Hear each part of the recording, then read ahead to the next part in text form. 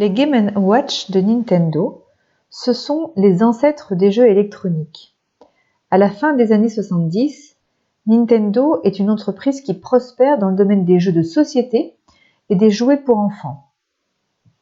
C'est à cette période qu'elle entreprend un virage.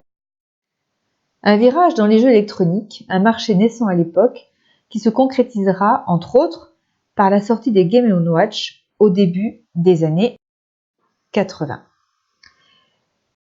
Mais c'est quoi exactement les Game & Watch?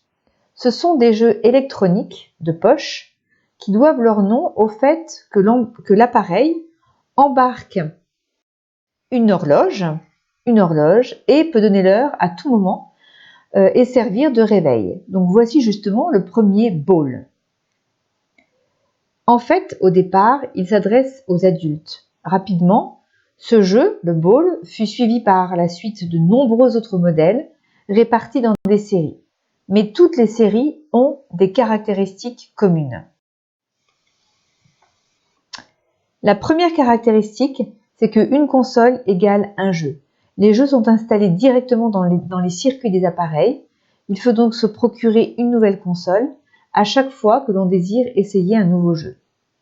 Ce sont des consoles portables, par opposition aux consoles de salon qui allaient arriver un petit peu plus tard.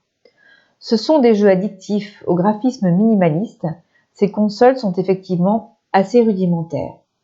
Et puis, dernier point, elles jettent les bases des jeux à suivre, avec notamment c'est la première fois que l'on trouve la croix directionnelle, qui est un brevet déposé chez Nintendo.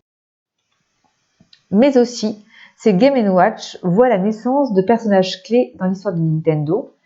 Ce sont des personnages qui vont devenir leur mascotte quelques années plus tard, comme Donkey Kong, Mario Bros ou encore Zelda. Ces Game & Watch ont été un très grand succès commercial, puisque le nombre de ventes a atteint, tout modèle confondu, 43,4 millions de ventes donc dans le monde entier.